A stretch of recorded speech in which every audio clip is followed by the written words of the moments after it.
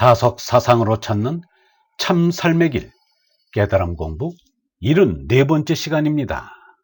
오늘은 기복신앙에서 영성신앙으로, 기복신앙에서 영성신앙으로라는 제목으로 말씀드리겠습니다. 박영호를 놀라게 한 스승유영모의 두 번째 말은 이 우주에 죽음이란 없다는 말이었습니다. 전 세계를 놓고 보면 1초에 한 사람 이상 죽어가고 있습니다. 그런데 죽음이 없다니, 그런 거짓말이 어디 있는가? 참으로 황당하게 들렸습니다.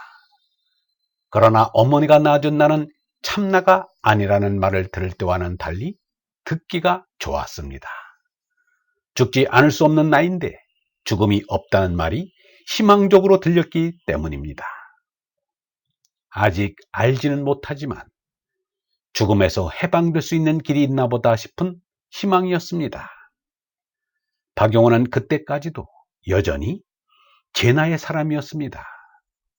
그 후로도 22년이 더 지나 48세에 이르러서야 마음속이 밝아지면서 얼라의 실존을 체험하기에 이르렀습니다. 그것도 그저 초심각이지 구경각은 아니었습니다.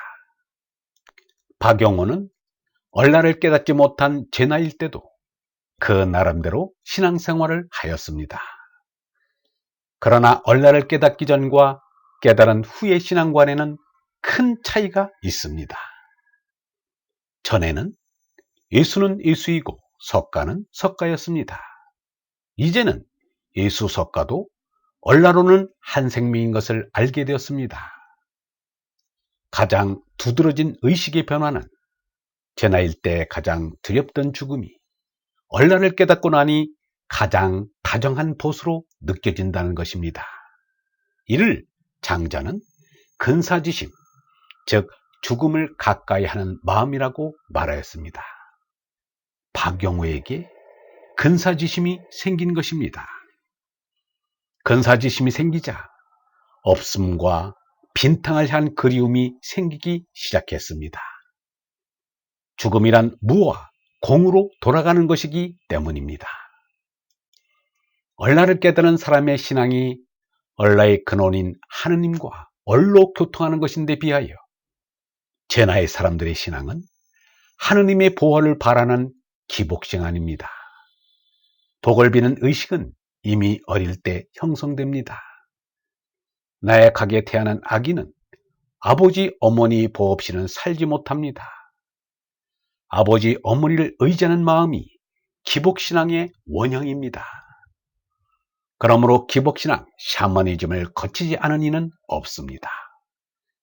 깨달음 신앙의 원조이자 표본인 석가 예수도 그런 의미에서는 기복신앙을 거친 이들입니다. 어릴 때는 아버지 어머니를 가장 위대한 보호자로 알았지만 자라고 보면 아버지 어머니도 보잘것없는 존재일 뿐이고 훨씬 더 위대한 존재가 많다는 것을 알게 됩니다. 막강한 권력을 휘두른 임금이 신격으로 받들어지는가 하면 유명한 장수들의 영혼이 수신이 되기도 합니다. 조상신도 후손을 보호하는 신격이 됩니다. 마을에는 오래된 큰 나무가 신목이 되어 수신이 됩니다. 높은 산도 수신이 됩니다.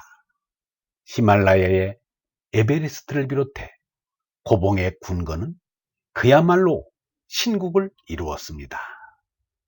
남아메리카 페루에 있는 티티카카 호수는 해발 3,800m 높이에 있는 호수인데 깊이가 300m에 가까워 기복의 대상인 신의 호수가 되었습니다. 사람들은 지니고 있던 보물도 아까워하지 않고 호수에 던지며 기원을 합니다. 오스트레일리아에 있는 울룰루 바위는 세계에서 가장 큰 바위로서 원주민들의 수신이었습니다. 호랑이, 침팬지, 곰, 뱀 등 맹수들도 수신이 됩니다. 마다가스카르 섬 사람들 가운데 일부는 악어를 신으로 섬깁니다. 하늘의 해, 달, 별도 수신이 됩니다. 오늘날에도 정월 초하루에 해맞이를 하고 정월 대보름이나 8월 한가위달을 보고 절하면서 소원 성취를 비는 이들이 많습니다. 잉카 제국 마야에서는 살아있는 사람의 펄떡펄떡 뛰는 심장을 꺼내 태양신에게 바치기도 하였습니다. 아직도 야심한 때를 가려 상위에 정화서를 떠놓고 북두 칠성님께 소원 성취를 비는 아낙네들이 없지 않습니다. 이런 기복 의식을 죄관, 샤먼에 의뢰하면 막대한 비용이 듭니다.